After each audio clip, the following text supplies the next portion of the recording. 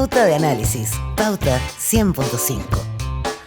8:36 de la mañana y esto es Pauta de Análisis. Ya están con nosotros los panelistas de lunes, Cristóbal Uneus, director de Data Science and Holzer, y Claudio Alvarado, director del IES. Muy buenos días, ¿cómo les va? ¿Cómo están ambos? Señores. Buenos días. Buenos días. Oye, se cumplió ya el mes de gobierno, las encuestas es la única manera que tenemos de medir un gobierno, te gusten o no, y han dicho que va hacia la baja la popularidad del presidente. Criteria decía 6 puntos bajados en una semana, según Criteria, mostraba eso, probablemente, o todo apunta que impactado por la situación económica.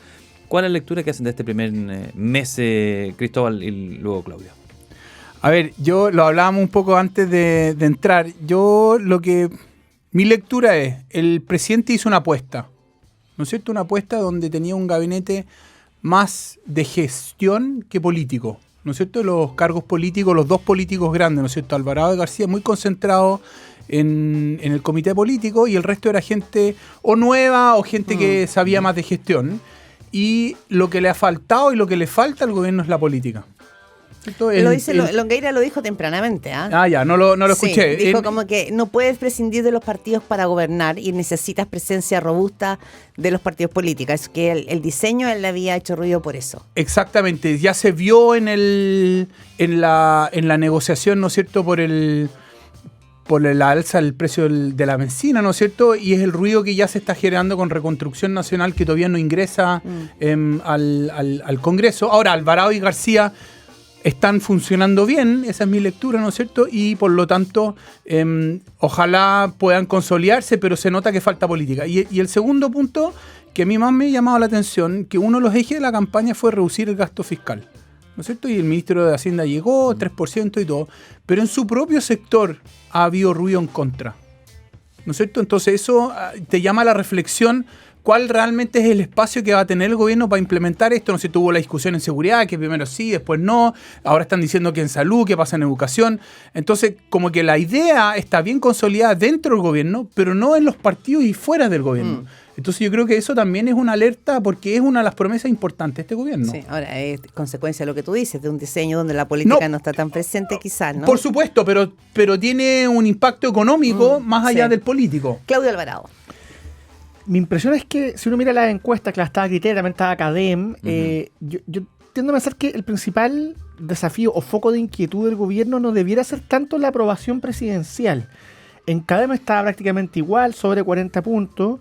En Criteria está el 36, pero está, como decía Cristóbal, ayer conversábamos. 6 puntos menos. Pero uno podría meter el margen de error y decir que se acerca a CADEM. O sea, yo no creo que ese sea el factor principal de preocupación. 69, claro. Porque por otro lado, si uno piensa lo que significó para el bolsillo de las personas y sobre todo para la sensación ambiente el shock de las bencinas, la verdad es que mantenerse sobre el 40% también podría ser visto como algo más bien amigable, digamos. O sea, al presidente Boric siempre se le comentó que tenía un piso muy alto con 30, si el gobierno actual soltara en 40 sería una aprobación positiva como están las cosas. Entonces yo no creo que sea el factor principal de preocupación, sin perjuicio que obviamente todo gobierno aspira a tener la mayor aprobación posible. Mirando las encuestas ayer, yo creo que el principal foco de preocupación que el gobierno va a tener que cuadrar un círculo que es muy difícil.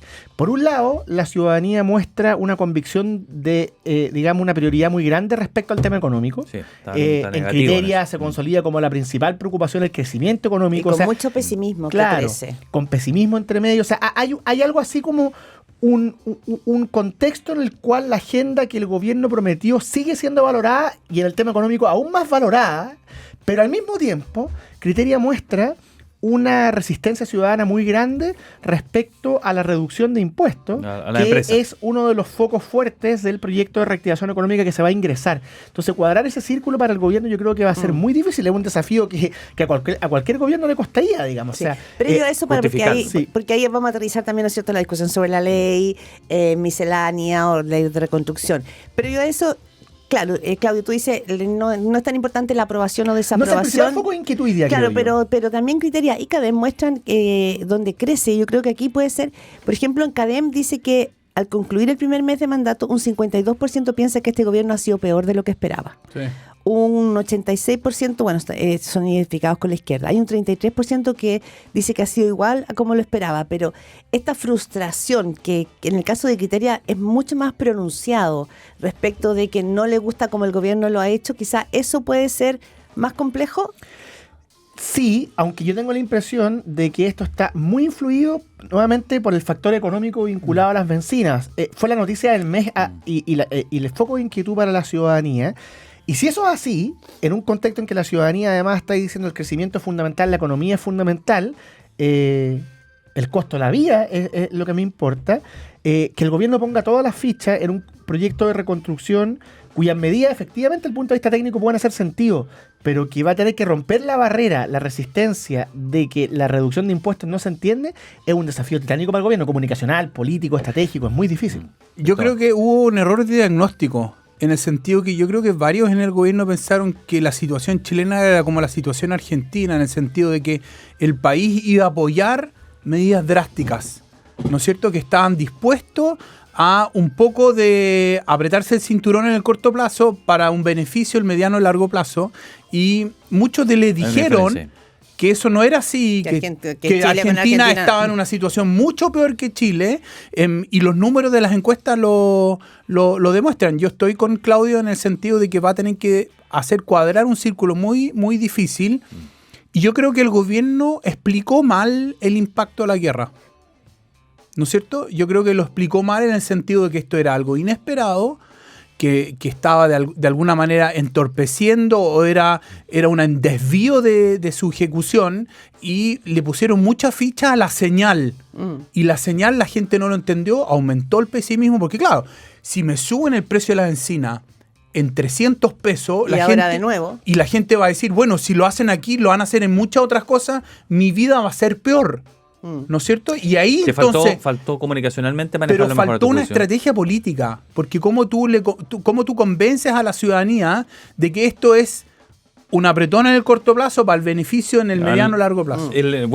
Kast lo justificó como diciendo nosotros no vamos a mentir, y claro, en eso no hay mentir, pero comunicacionalmente se puede expresar de otra manera, ¿o no, Claudio? Es que además el caso argentino es interesante no solo por la diferencia de contexto, no solo porque Chile es distinto a Argentina, sino porque además Milei sí fue capaz de trazar un horizonte en el cual la gente le creía vamos a llegar a... Vamos a sufrir para llegar... Lo hemos conversado. A sufrir mucho tiempo. Claro. Y eso aquí también yo creo que falta. Ahora también es verdad que falta norte, pero quiero agregar una cosa a Argentina porque me llama la atención que se desconoce en Chile algo que es esencial. La gente en Argentina votó por Javier Milei porque lo que había al frente era peor, era el kirchnerismo. En Chile no tenemos una situación en que los polos políticos, la gente perciba que le robaron todo, que se fueron con el Estado completo encima. O sea, Milei era para los argentinos, para la mayoría que votó por él, era la última opción, era el abismo. En Chile nosotros nunca hemos tenido ese abismo. Yo coincido, o sea, la diferencia de contexto es muy grande. Es que es muy relevante.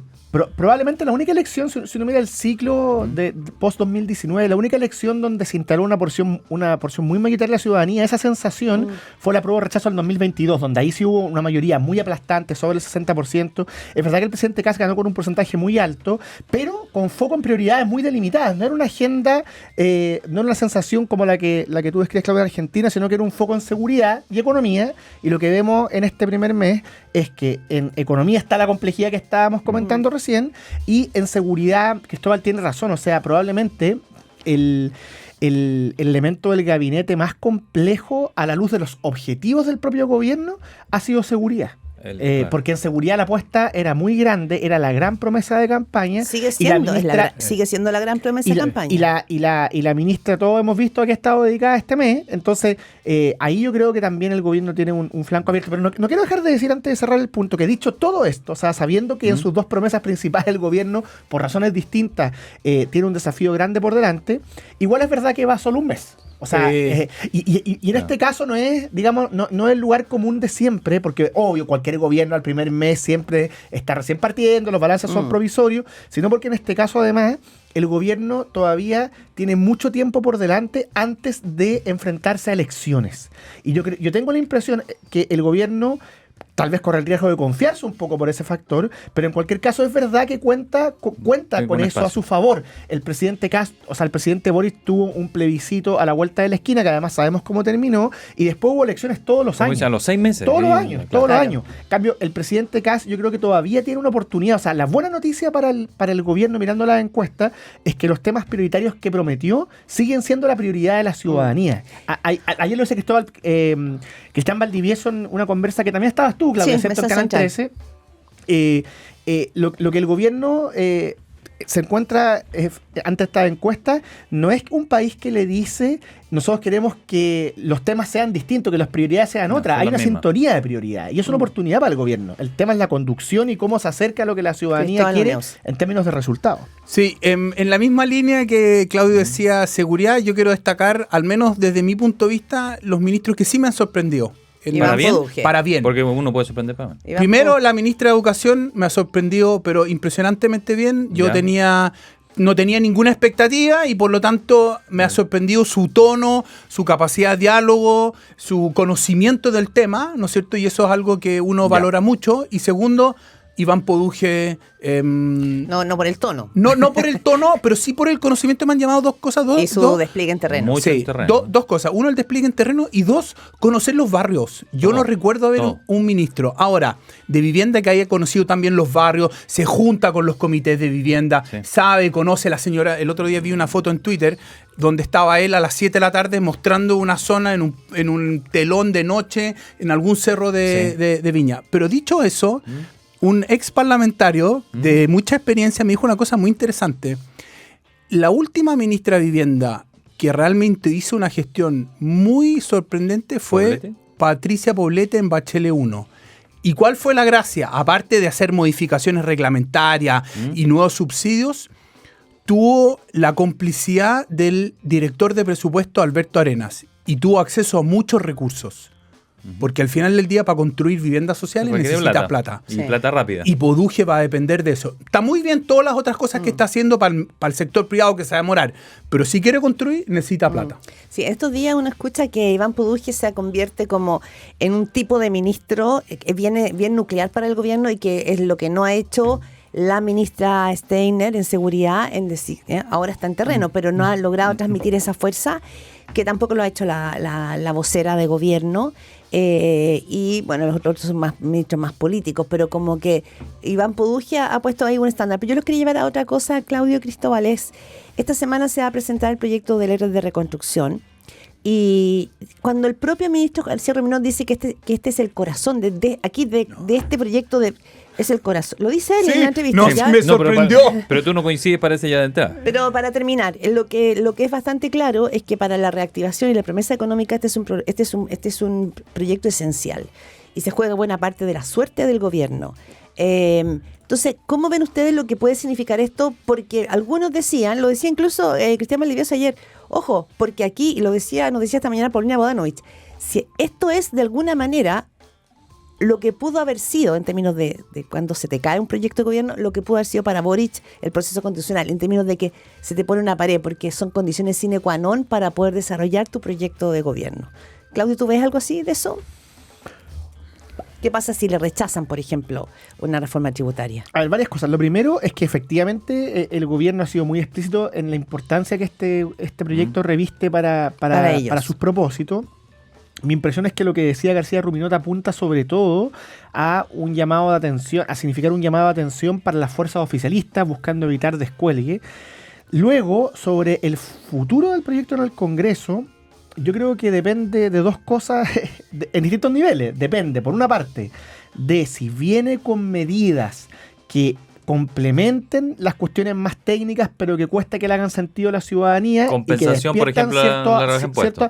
Cierto apoyo. El diputado Alessandri decía, esto está muy bien, técnicamente validado, el proyecto es clave para la inversión a mediano plazo, pero ¿qué le dice a la clase media? Y hay que ver qué trae, digamos. Claro. Entonces, depende por un lado de eso, y por otro lado, depende del talento de los ministros políticos y de conseguir los votos en el Congreso, para lo cual, al menos para aprobar la idea de legislar, para que un primer paso, digamos, sea exitoso, La verdad es que el oficialismo no está demasiado lejos si se cuadra. No, un par de votos. Decía Paulino Bodanovich, lo que falta, dijo, yo considero una falta de respeto, todavía ni me hayan comentado nada los ministros, no han hablado nada conmigo.